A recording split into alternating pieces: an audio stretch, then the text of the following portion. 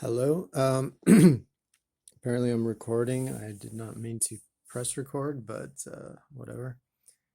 Um, I'm just going to continue talking about the origins of the left and about the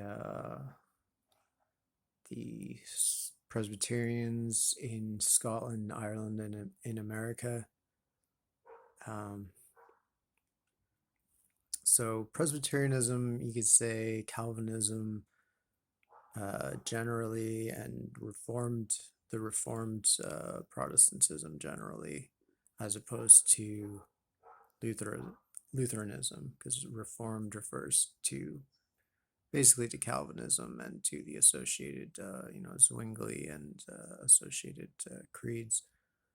So the Reform movement was part and parcel with liberalism, part and parcel with what became known as the left in later times. Um, you know, basically, it's often been said that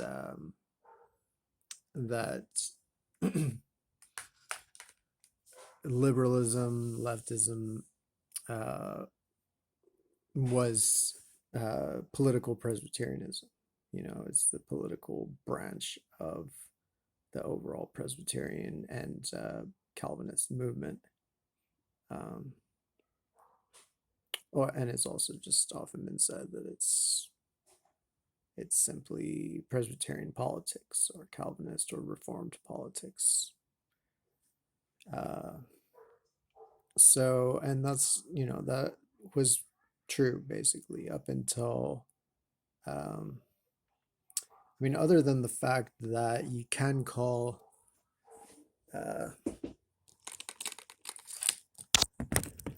you can call,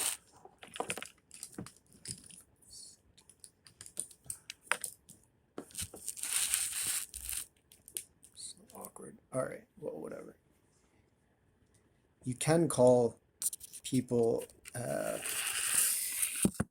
like reformed who, like, you can call, actually, I guess, King Charles or King James the First was reformed. I mean, technically, all the Stuarts were reformed. They were. Um, so, in that sense, it's misleading to say liberalism is simply reformed Protestantism. But when you look at how kind of, you know, how half-assed their uh, reformed Protestantism was, it was like, I think the people who were the real radical, passionate, zealously reformed people were the liberals and the radicals and stuff. And then they kind of, like, technically reformed, but largely indistinguishable from Catholicism, or at least Lutheranism. Uh, Especially in terms of hierarchy. The Stuart monarchs, while they were technically reformed or theoretically reformed, they didn't have any interest in any kind of egalitarian aspects of reformed teachings. So, when the Scotch Irish came to America, like the Presbyterian Scots, who were mostly from southwestern Scotland, from the Whigamore area, um, which was the Presbyterian heartland, the radical heartland, where really the left started, if there's any one place, or you could say liberalism started, if there's any, like, one place. It would be southwestern Scotland among those Whigamores, those liberals, who rose up against, Charles and everybody else, all the monarchs. Um, but so they settled Northern Ireland, um, especially northern and eastern Ulster. Um, and but then they were basically outlawed there. First their ministers who had fled from Scotland to Ireland were thrown in jail, and then they had tried to escape to America in the 1630s, and a storm had blown them back to Scotland, and then they basically established liberalism and overthrew the government. Um, but the next generation, you could say, in like the 1680s, I guess, of Ulster Presbyterian ministers, like Scottish Presbyterian ministers in Ireland, some of whom were Scottish born, some of whom by that time were born in Northern Ireland, in Ulster. Ulster is the northern province of Ireland, which is where almost all of this Scottish settlement took place. And so yeah, again in the 1680s, they were basically outlawed under, I guess, King James, and they, some of them came to America at that time, I believe, to the Chesapeake region, or kind of around like Maryland and maybe Delaware, and established, I think, a substantial settlement for that time there. But then the revolution came, the Glorious Revolution, quote unquote, which was in theory a Presbyterian, liberal, reformed revolution. But in Ireland, the Anglican Episcopalians who owned all the land, dialed back the clock very quickly on all the revolutionary reforms, and re-outlawed, and in some instances maybe even took further steps against Presbyterianism.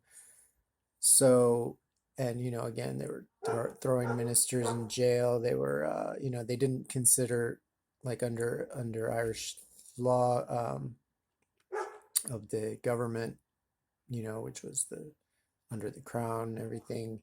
It was not like Presbyterian marriages in Ireland were not considered legal. Presbyterian,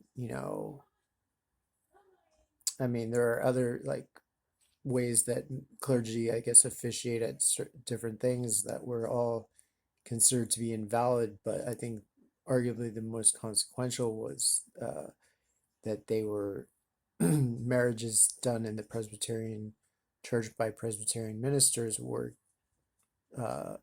invalidated by the state.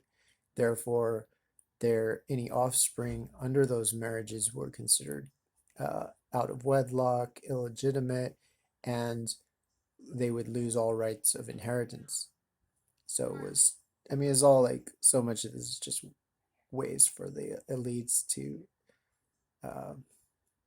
get more control. So this was a way for the Anglicans to take over all the Presbyterian land, and keep Presbyterians as far away from any kind of power as possible. Like, no Presbyterian was allowed to serve in government.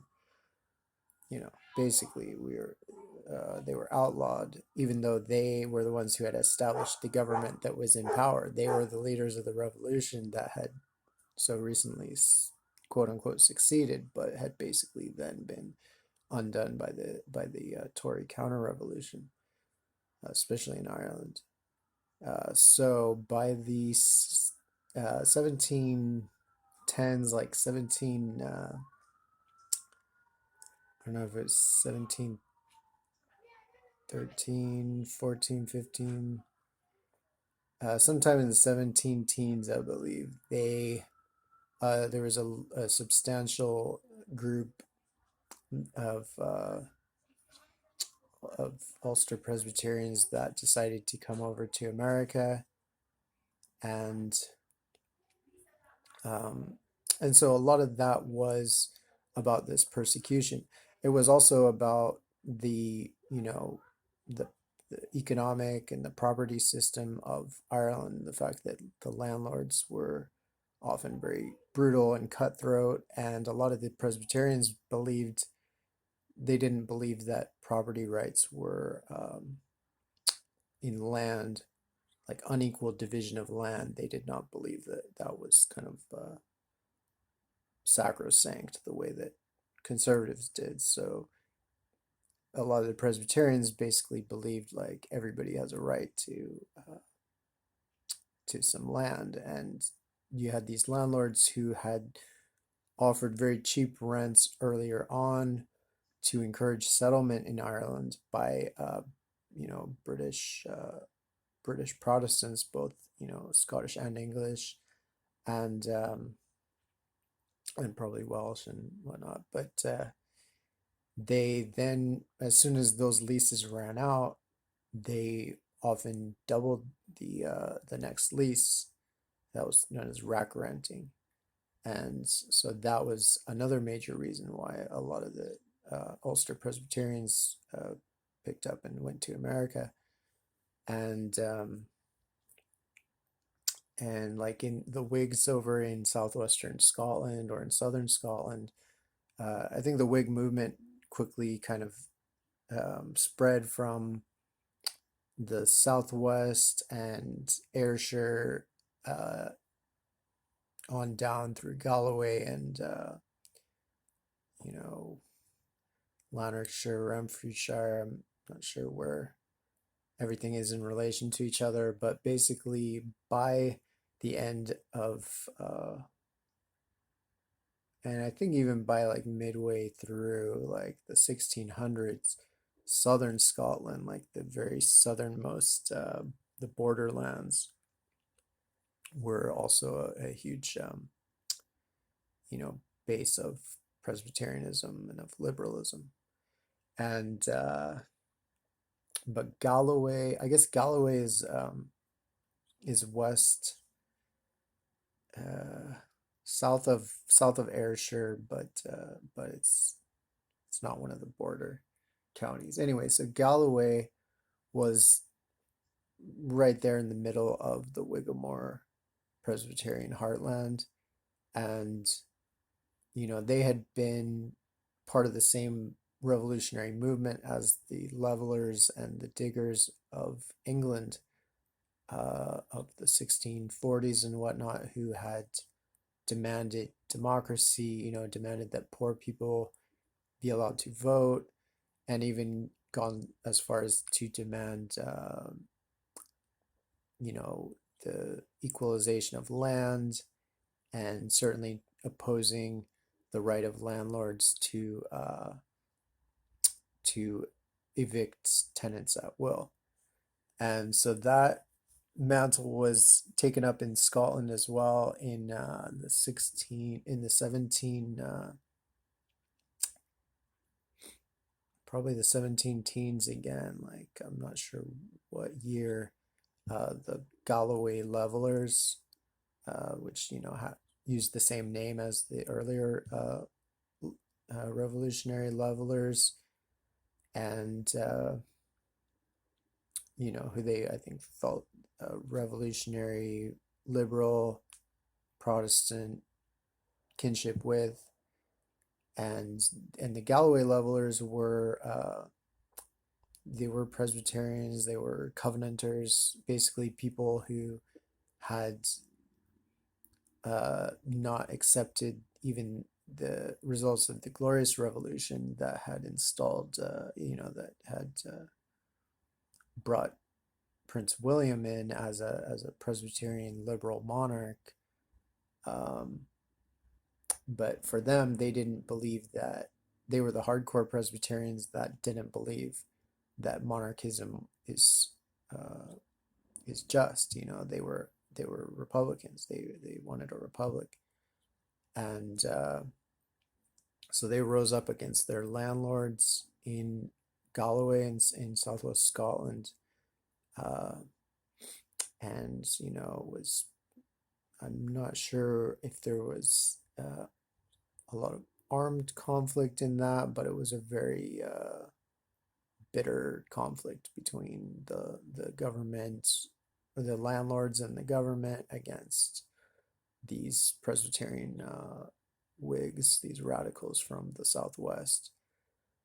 Um, so it just shows a little of their philosophy on land. They didn't believe in this kind of worship of property rights the way that a lot of the Anglicans did, or frankly, the way a lot of modern Westerners kind of take it for granted that land inequality is sacrosanct and immutable. But the Presbyterians did not, just as the Lollards and the Anabaptist revolutionaries before them did not.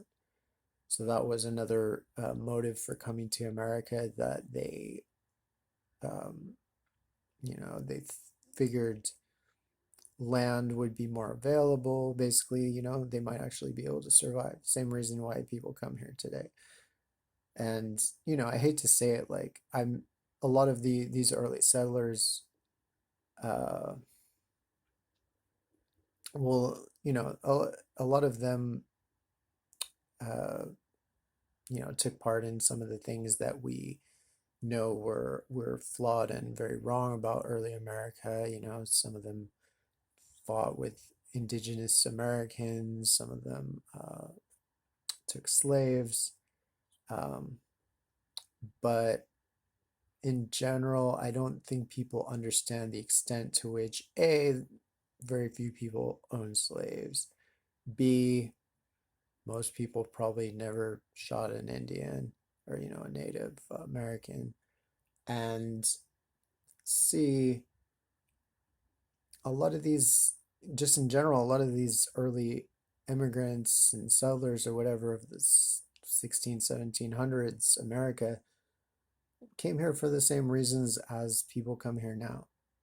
So I think it's the way that a lot of the left would like to demonize um, all of them, and basically demonize America, the US, demonize all white males, yada yada. I don't think that's.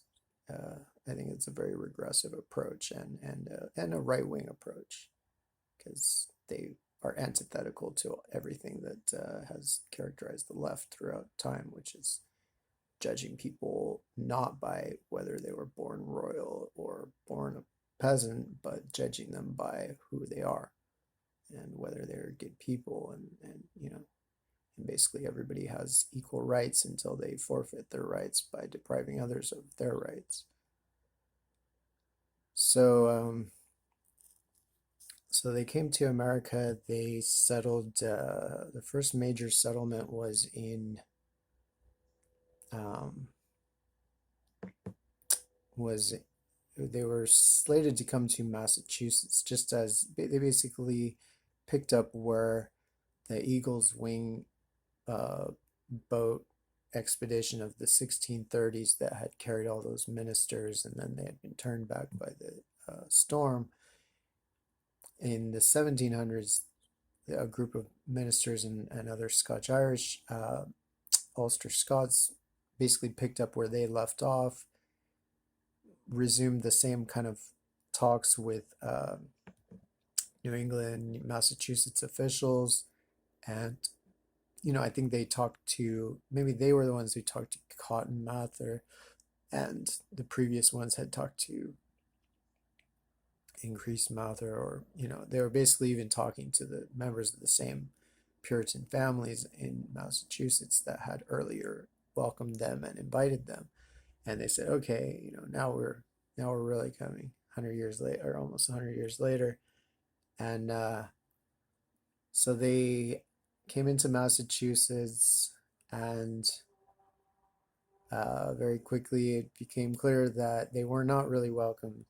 It was like psych. It was like they're welcomed only on this unspoken assumption that as soon as they arrive, they just fully assimilate, and that they were the Presbyterians were Puritans, just as the uh, Congregationalists of New England were Puritans, but there was these subtle differences between Presbyterianism and Congregationalism, and because of these subtle differences, the Congregationalists couldn't tolerate these new Presbyterians coming in.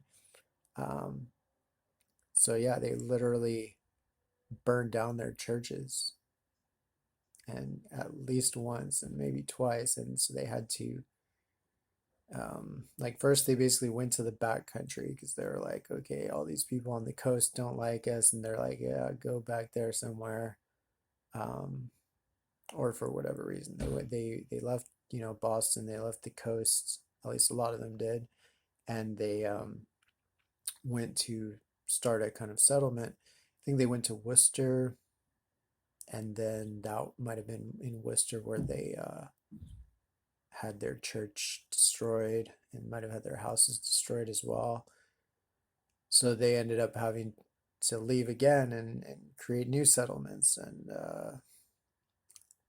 they, one settlement, maybe the most famous one in terms of this history, is Londonderry, New Hampshire, which was named after um, Londonderry in Northern Ireland, where some of them were from, and some of them had reportedly served during the siege of Londonderry during the Glorious Revolution of 1688.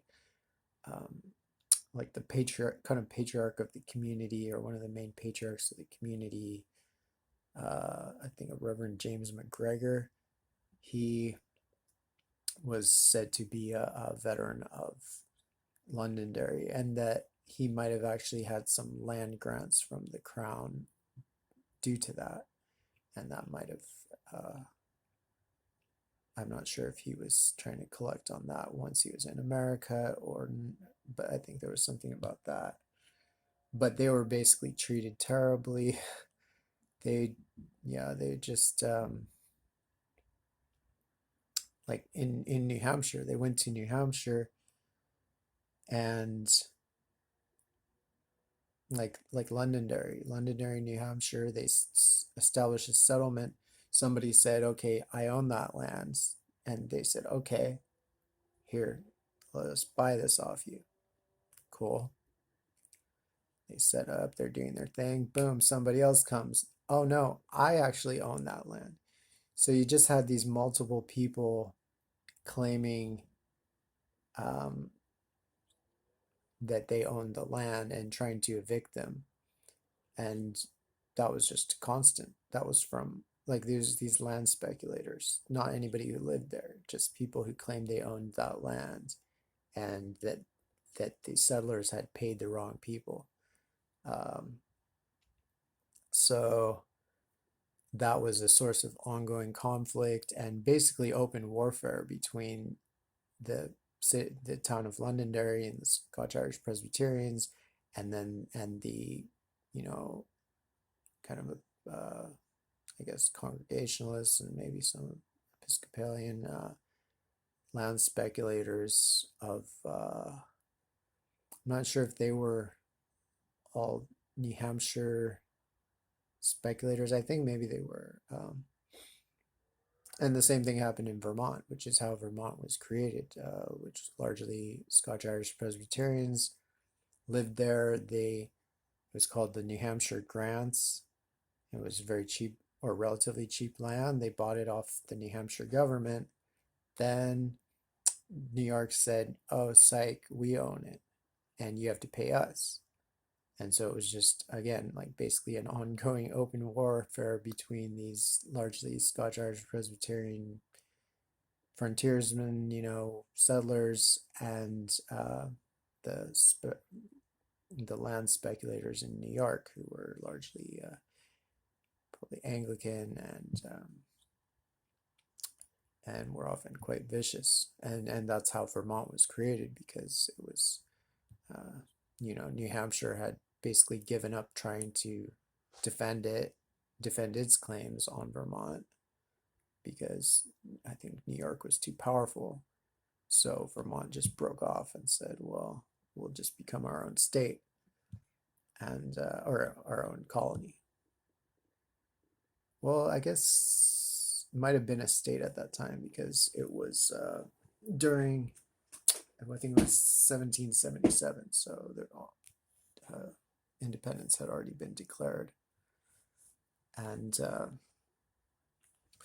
so that was the basis of a lot of the major New England, Ulster Scots settlements. But settlement picked up there and the Chesapeake region that had already been settled by these Ulster Scots Presbyterians in these late 1600s, and it started to spread more into Pennsylvania, and Pennsylvania had a William Penn who owned Pennsylvania. He was the proprietor of it. His like secretary was an Ulster Scot, basically, a Quaker Ulster Scot from like, I'm not sure what part of Ulster, but basically it was his idea. Logan, who was a hugely influential man on his own in scientifically, historically, and certainly in Pennsylvania history. But it was his idea to invite the Ulster Presbyterians because Pennsylvania was being threatened or attacked, I guess, by some indigenous groups. I don't remember the exact details, but basically, the people around Philadelphia and surrounding counties, they didn't want to be attacked. So he had the idea, well, let's just put a bunch of these Ulster Scots, the ones who, defended Londonderry against King James's forces for the Revolution. Why don't we put a bunch of them on our frontier, and basically they'll provide a buffer.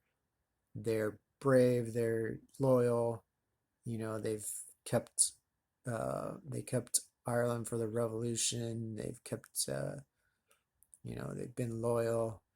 And so he kind of it's hard to know all of what went into it. Ultimately, he was just doing the same thing that all these basically every colony was doing, which was importing Ulster Presbyterians to settle their most westerly counties as a buffer, basically, so that the wealthier, elites of the coast, that, if there's any native nations or whatever attacking from the west, it won't harm anybody in Philadelphia. It will just they'll just basically cannon fodder is what we were brought to this country to be. I mean, let's be real. They wanted us to just stand there like Operation hide behind the Scotch Irish kind of deal. And but he quickly, I don't know if he regretted, but I think he may have soon regretted his decision, just because of the fact that he realized how conditional our loyalty was, that particularly regarding property laws, because we didn't believe in property as this kind of immutable. I mean, we believed in property as far as like, if you like, obviously, if you build something, if you build a house, then we've strongly believed in property, and we believed that no matter what, like, basically that's your house. But if somebody just has a piece of paper that says, oh, I own all the land in this county, they didn't respect that, because they believed that everybody has a right to live on the earth. All decent people, have a right to a spot of earth to, build a home and grow their food.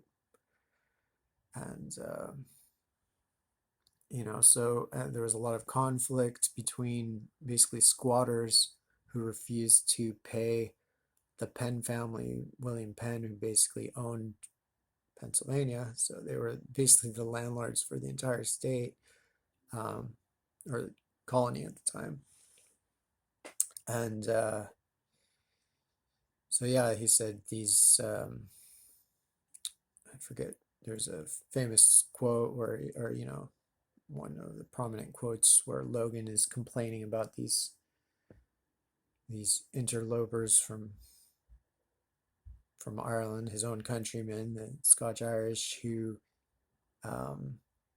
claim that, basically they have a right to a spot of earth. And he, as a wealthy elite, he was totally mortified by that, just as the elites are now, mortified by anything like that. So yeah, a lot of us were squatters. I mean, I'm a mutt. I'm probably more English than Scotch Irish myself. I'm like English, Scotch Irish, German, and Cherokee, and like a little bit of some other stuff. But both my parents are paternally Scotch Irish. Like both their surnames were from the Scotch Irish Ulster Presbyterians, Ulster Scots Presbyterians. So I kind of feel a particularly connection there. But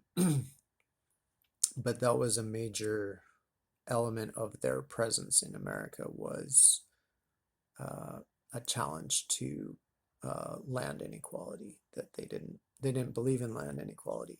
And the squatter ethos, which prevailed basically beyond wherever, they just go west. If you go west beyond the reach of the magistrates, beyond where any magistrate will want to go over the mountain, go over, if you have to go over the next mountain, find a valley, find a hollow, and build your house. But they had a law among themselves that, land was equal. I think they would have they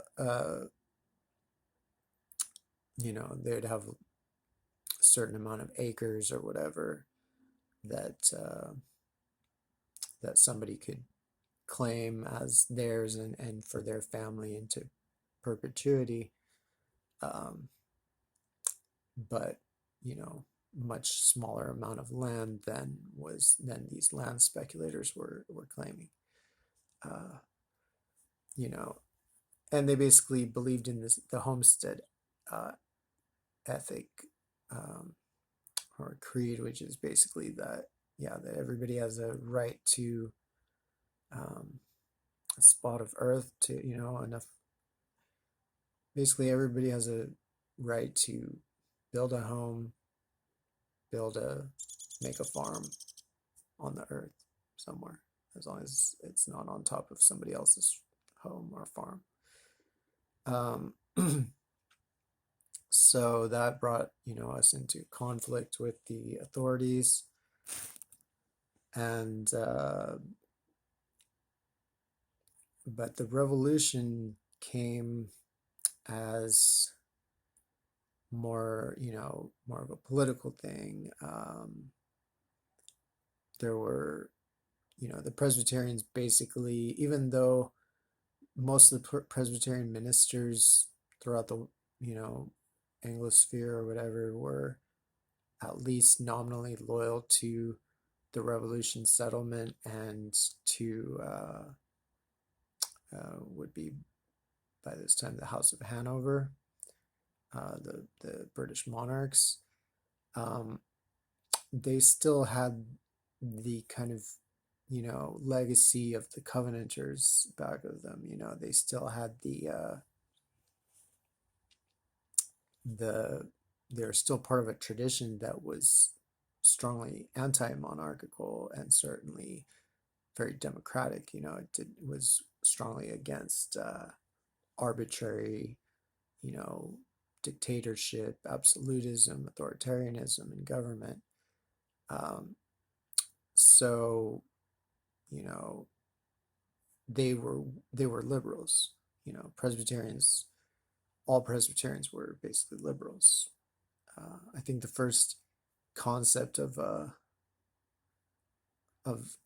like, or at least any substantial amount of Presbyterians who were conservatives, uh, either didn't happen until, well, probably didn't have it happen on a huge scale until,